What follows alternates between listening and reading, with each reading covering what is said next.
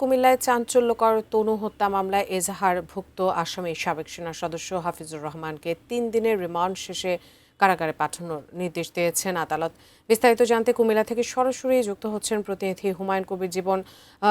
জীবন দীর্ঘ ১০ বছর পরে এই প্রথম কোনো গ্রেপ্তার তনু হত্যাকাণ্ডের, এবং হাফিজুর রহমান ছাড়াও আরও দুজনের ডিএনএর ক্রস ম্যাচিংয়ের কথা ছিল।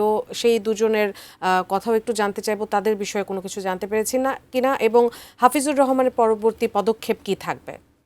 ধন্যবাদ জানাচ্ছি। আপনি যে বিষয়টি বলছেন আসলে বাংলাদেশে একটি আলোচিত যে ঘটনা সেটি কুমিল্লায় ঘটেছিল, যে আমাদের কুমিল্লার কলেজ ছাত্রী এবং সংস্কৃতিকর্মী তনু হত্যা ১০ বছর পরে এই প্রথম কোনো আসামি গ্রেপ্তার হয়েছিল, এবং গ্রেপ্তারের পর গত বুধবার যে সাবেক ওয়ারেন্ট অফিসার হাফিজুর রহমানকে ৩ দিনের রিমান্ড দিয়েছিল আদালত, এবং ৩ দিনের রিমান্ড শেষে কিন্তু আজকে আদালতে তোলা হয়েছিল। সেখানে চিফ জুডিশিয়াল ম্যাজিস্ট্রেট কিন্তু তাকে কারাগারে পাঠানোর নির্দেশ দিয়েছেন। আমরা যতটুকু জানতে পেরেছি যে তদন্ত কর্মকর্তার আবেদনের প্রেক্ষিতে কিন্তু এই রিমান্ড মঞ্জুর হয়, এবং আজকে কিন্তু তাকে হাফিজুর রহমানকে কারাগারে পাঠিয়েছেন। এবং মূলত আসলে যদি বলি যে আরো যে দুজন আসামির কথা বলা হয়েছে, তাদের বিষয়ে কিন্তু আসলে তথ্য যাচাই বাছাই চলছে বলে আমরা জানতে পেরেছি। এবং এখানে যে তনুর বাবা, তিনি কিন্তু অভিযোগ করে বলছেন যে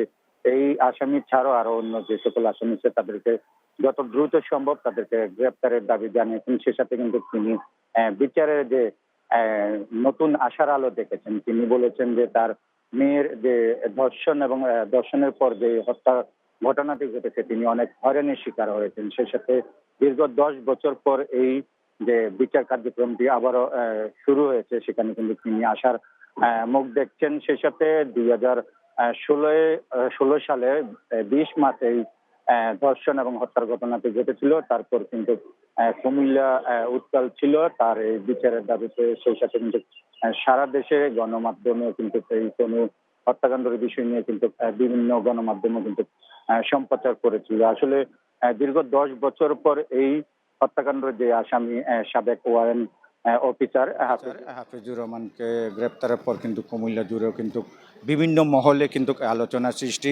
সৃষ্টি হয়েছিল। সে সাথে কিন্তু তারা জানতে চাচ্ছিলেন যে আসলে এই মূল হত্যাকাণ্ডের ঘটনার মূল রহস্য কী ছিল। সে সাথে বাকি আসামিদেরকেও গ্রেপ্তার হবে কিনা সে বিষয়টি তারা দাবি জানিয়েছেন। সব কিছু মিলে যদি বলে যে আজকে এই ছিল আমার কাছ থেকে সর্বশেষ আদালত থেকে।